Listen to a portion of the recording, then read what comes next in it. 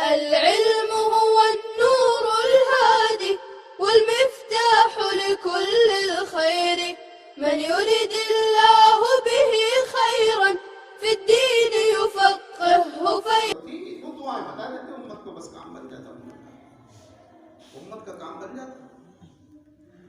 जो लोग सुबह से लेकर शाम तक झूठ बोल रहे हैं, हराम कमा रहे हैं, जमीनें दबा रहे हैं, बहनों का हिस्सा नहीं दे रहे, बेटियों का हिस्सा नहीं दे रहे, हराम माल पर कब्जा करके बैठे, तो दुआएं क्या करेगी उनका? माल हलाल खाइए, नमाज पढ़िए, सच बोलिए, धोखे से बचिए, तकवे वाली जिंदगी इख्तियार कीजिए। 2 लफ्ज भी दुआ के बोलोगे 27 काम बन जाएगा।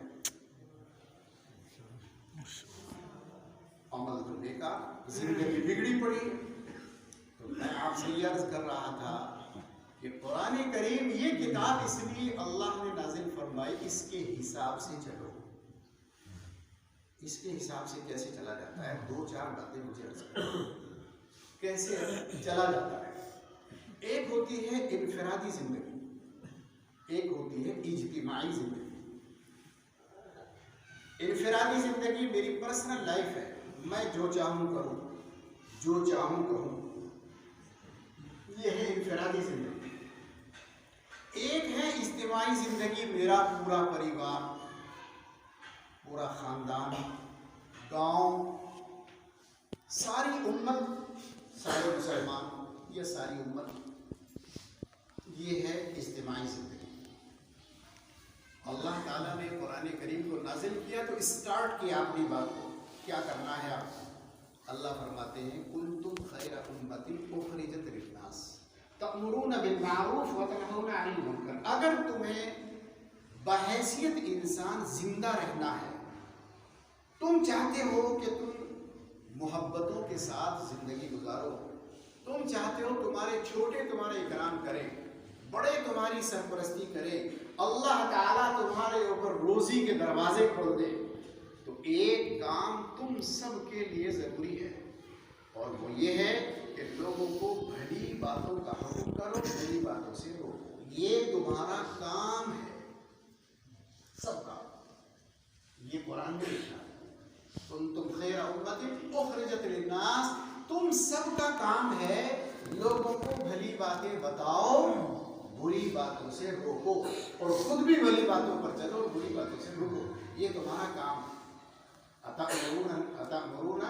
अतअमुरून अन्नास, लोगों को हुक्म करते हो और अपने आप को भूल जाते हो। तो अपने आप को नहीं भूलना, खुद भी भली बातों पर अमल करो, बुरी बातों से रुको, दूसरों को भी बताओ, अगर तुम बहैसियत इंसान जिंदा रहना चाहते हो। अब आप थोड़ा सा गौर कर लीजिए, क्या गौर है? जितने भी माँ बाप हैं, जिम्मेदारान हैं, उन्होंने इस किताब कुरान करीम में इस मसले को नहीं पढ़ा, न सुना नहीं, इसलिए सारे माँ बाप ने जिम्मेदारियों की किताब बंद कर दी। माँ बाप ने ये समझा है कि जैसे जानवर होते हैं कि वो अपने बच्चों को दूध पिलाते हैं, बिल्ली, कुतिया, बकरी, भैंस अपने बछड़ों को, पिल्लों को दूध पिलाते हैं, और दूध पिलाते हुए वो डिस्टर्ब करे, उस पर हमला कर देते हैं। जानवर, माँ बाप भी बच्चा पैदा होने के बाद उसे दूध पिला रहे हैं, फिर बच्चा बड़ा हो जाता है तो दूसरे भी जानवर चरने जाते हैं, तो हमने भी चराना शुरू कर दिया है, तो बच्चों को खिला रहे हैं, पिला रहे हैं, पहना रहे हैं। तो माँ बाप ने समझ लिया हमारा काम ये है। ये आपका काम नहीं था, इसलिए कि माँ बाप अगर मर जाते हैं तो भी बच्चों को खाना मिलता है, तो भी कपड़ा मिलता है, तो भी रिहाइश मिलती है, तो फिर माँ बाप के रहने से क्या हुआ? ये तो काम नहीं था माँ बाप का, ये काम था, मगर ये तो लास्ट दर्जे की चीज है। असल काम क्या था? असल काम था बच्चों के अंदर गुण डालना, उन्हें भली बातें सिखाना, बुरी बातों से रोकना, ये सिखाना था, और उन्होंने नहीं सिखाया। अब जब वो बच्चे जवान हो गए तो जवान बच्चों की गर्दनें अकड़ने लगे। अब्बा ने कुछ बोला तो गुस्सा, अम्मी ने कुछ बोला तो नाराजगी, अब्बा से भी ऊंची आवाज में बात कर रहा है, अम्मी से भी ऊंची आवाज में बात कर रहा है, धमकी दे रहा है, गाली दे रहा है, जलील कर रहा है, घर से निकाल रहा है, बच्चों का खिलौना बना दिया बड़े मियां। घरवाली भी डांट रही है उसको, बड़े मियाँ को, जी हर वक्त बोलते हैं जो आप चुप रहो।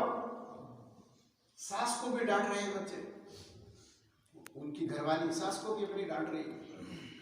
ये सब तमाशा इसलिए हो रहा है कि आप अपना काम नहीं कर रहे हैं। क्या सिखाया आपने? मिसाल के तौर पर आपका बच्चा शादी करने जा रहा है, सारे घरों का एक ही निजाम बना हुआ है, क्यों? कुरान से ताल्लुक नहीं, उनको कुरान में क्या लिखा है? सब घरों का एक ही निजाम है, बस प्रोग्राम बन रहा है, फला तारीख में शादी है, फला हाल बुक करा लिया है, इतने दावती आएंगे, वलीमा ऐसे होगा, बारात ऐसे जाएगी, इतने कपड़े बनेंगे, इतने जोड़े जाएंगे, इतना सामान दिया जाएगा, इतना लिया जाएगा। ये सिखा रहे हैं। जिसका जो काम था, जो जरूरत थी, उस पर किसी का ध्यान ही नहीं। इसलिए जब निकाह हो गया, दुल्हन आ गई, 15-20 दिन, महीना 2 महीने के बाद फिर रिजल्ट्स आने शुरू हुए। अब ससुर कह रहा है भाई मैं नमाज पढ़ कर आया, फजर की चाय बना दो, तो बहू भी सो रही है, बेटा भी सो रहा है। 1 दिन कहा, 2 दिन कहा, 3 दिन कहा, तो बहू ने अपने घर वाले से कहा, जी मेरे को सुना, दिन भी सवेरा उठना, अपने अब्बा को समझा दो, दुकान पे भी आ जाए बाजार।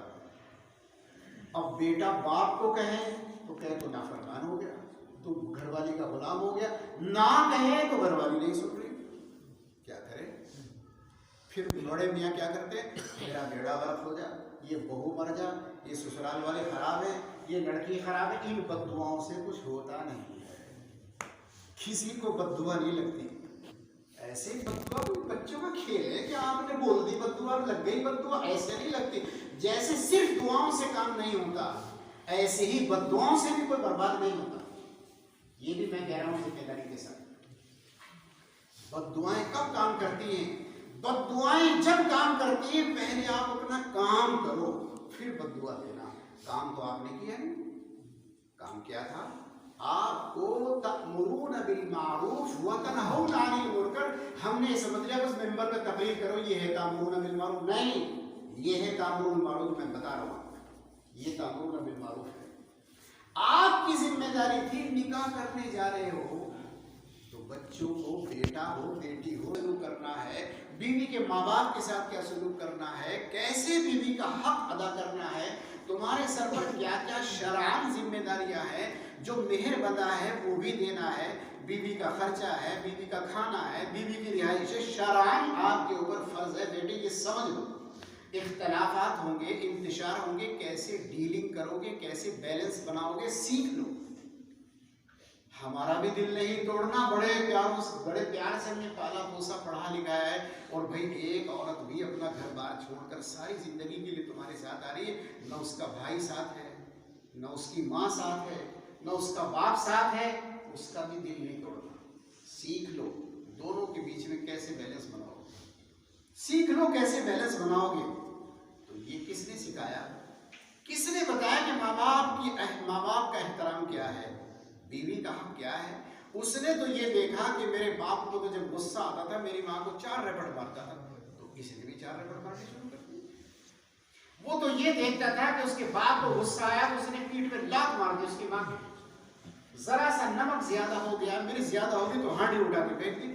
वो भी यही कर रहा है, बाप को भी पता नहीं था, औलाद को भी आगे पता नहीं, तो तमाशा तो होना है। ये तो सजा है खुदा की तरफ से, भुगतनी पड़ेगी आपको, आपकी बद्दुआओं से कुछ होगा नहीं, सजा है खुदा की, अजाब है खुदा का। ये सिखाना था, उनको सिखाना था, उनको बताना था। क्या बताना था वो जरा सुन लो, आप सुन लो थोड़ा सा, बता दी क्या सिखाना था।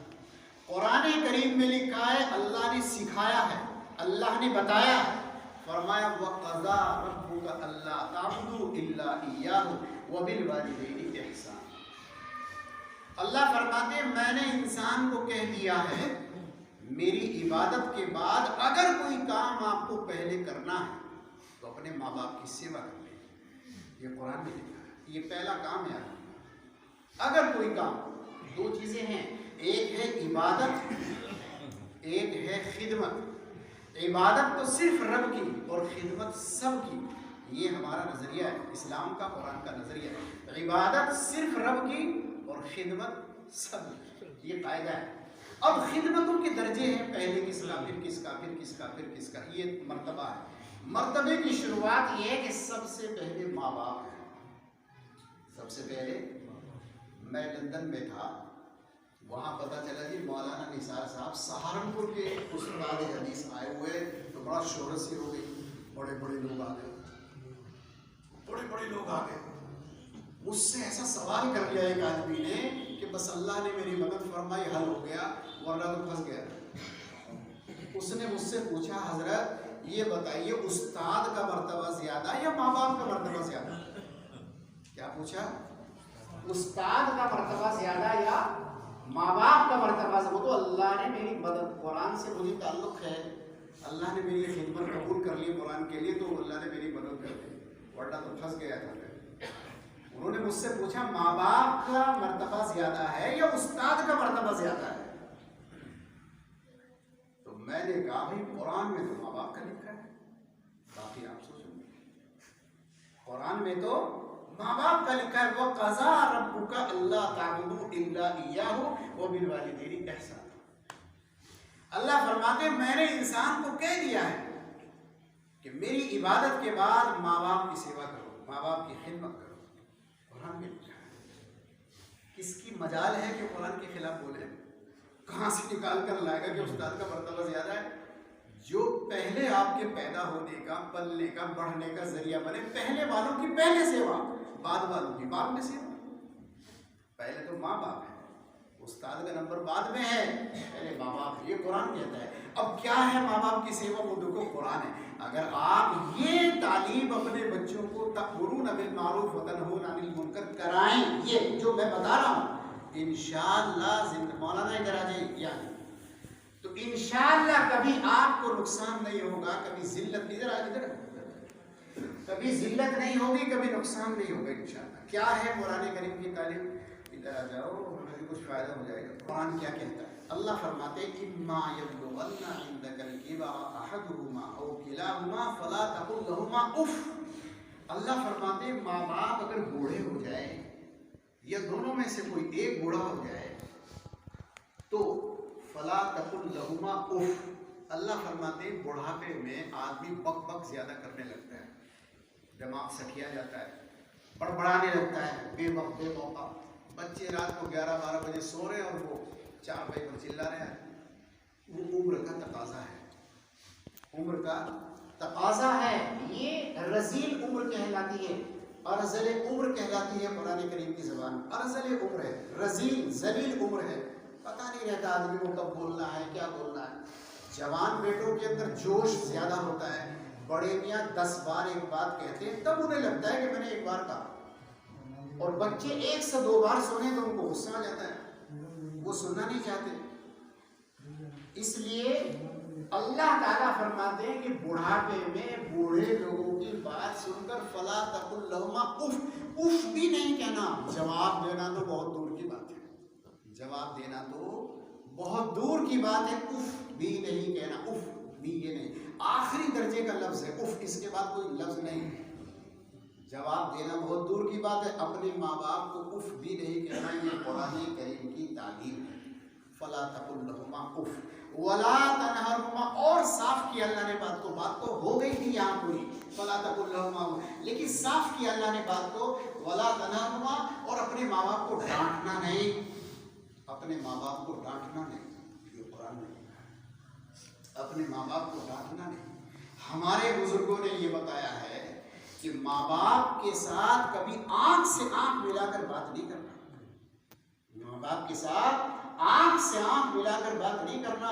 बात करनी हो तो नजर झुकाकर बात करना। बाप की नजर रहे ऊपर, बेटी की निगाह रहे नीचे, ये है अदब। ऐसे नहीं कि आंख से आंख मिलाकर बात कर रहे हैं तो ये बेअदबी है, और जिसने बेअदबी की सजा तो मिलेगी, मरेगा नहीं आदमी जब तक माँ बाप की बेअदबी की सजा नहीं भुगतेगा। एक किताब है सीरत नबी, उसमें लिखा है वाकया कि हजरत